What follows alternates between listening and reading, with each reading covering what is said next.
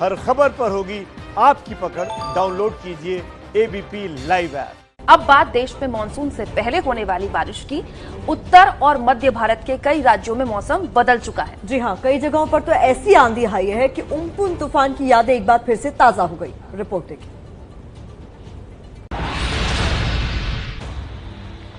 आपके television screen पर इस वक्त दो तस्वीरें हैं। पहली 20 मई की, जब 190 किलोमीटर प्रति घंटे की रफ्तार से आए उम्पुन तूफान ने ओडिशा और पश्चिम बंगाल में भारी तबाही मचाई। दूसरी तस्वीर 28 मई यानी कल की, जब मध्य प्रदेश का रीवा शहर अचानक आए तूफान से सहम गया।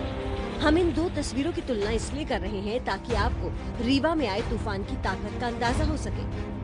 मौसम विभाग ने मध्य प्रदेश में कुछ जगहों पर तेज हवाओं के साथ बारिश की चेतावनी तो दी थी, लेकिन मंजर ऐसा होगा इसकी कल्पना किसी ने नहीं की थी। शाम के 6 बजे जब अच्छी खासी रोशनी होती है, तब काले बादलों की वजह से अंधेरा छा गया। तूफान हर चीज को उड़ा ले जाने के लिए बेताब है। सड़क पर गाड़ियां आगे बढ़ने के लिए जूझ रही हैं। इसी भयंकर झंझावत में शहर के बीचों बीच एक इमारत पर लगी विशालकाय होर्डिंग बीच सड़क पर पलट गई। इसकी चपेट में एक इंसान आ चुका था। अफरा तफरी के बीच जब लोग पास पहुंचे तो पता चला कि ये एपेक्स बैंक के मैनेजर देवेंद्र सिंह परिहार हैं। देवेंद्र को फौरन अस्पताल ले जाया गया, लेकिन तब तक काफी देर हो चुकी थी।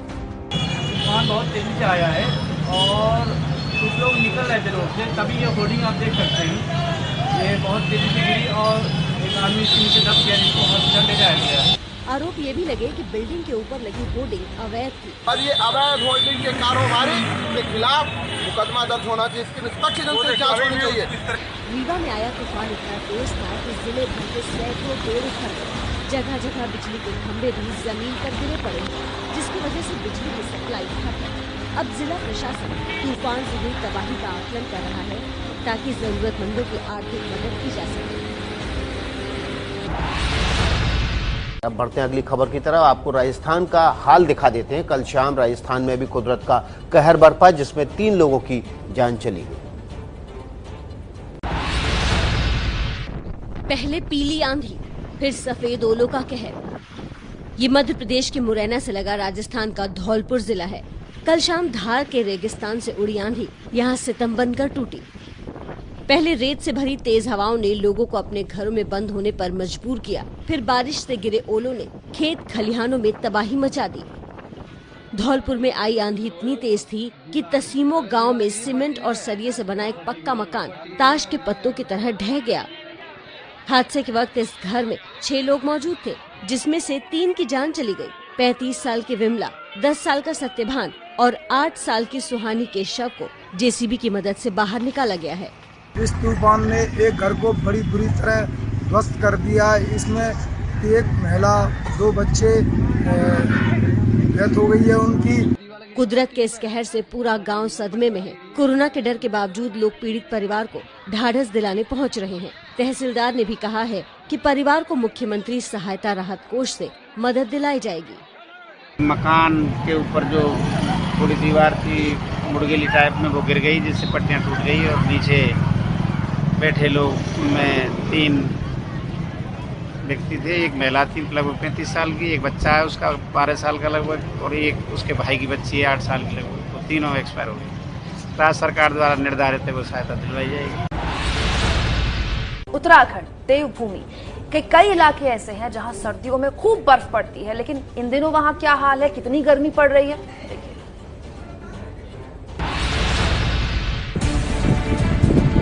उत्तराखंड की पहाड़ियों में बसा ये है श्रीनगर शहर। ठंड और बर्फबारी में ऐसे नजारे दिखते हैं, लेकिन आप जो देख रहे हैं वो बर्फ या बादल नहीं, बल्कि धूल भरी आंधी का नतीजा है।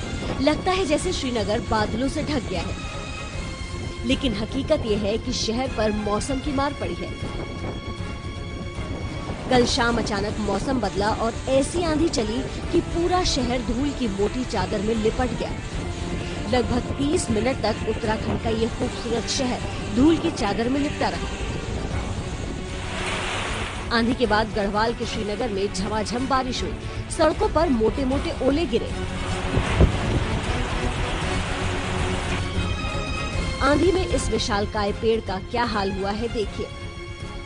भक्तियाना, जीजीआईसी मार्ग, और बद्रीनाथ मार्ग जैसे इलाकों में कई पेड़ आंधी की भेंट चढ़ गए।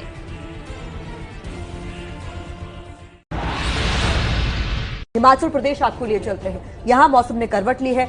शिमला समेत हिमाचल के कई सारे इलाकों में बारिश और ओले गिरे। लोगों ने ओले गिरने का वीडियो अपने मोबाइल कैमरों में कैद भी किया।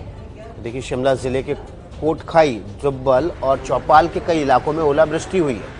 ओले गिरने से सेब और चेरी की फसलों को भारी नुकसान हुआ। शिमला का सेब दुनिया भर में मशहूर है। मौसम विभाग ने ऊना, कांगड़ा, मंडी, शिमला और सोलन में येलो अलर्ट जारी किया है। मौसम विभाग ने 30 मई को शिमला, मंडी समेत सभी इलाकों में आंधी और बारिश की आशंका जाहिर की है।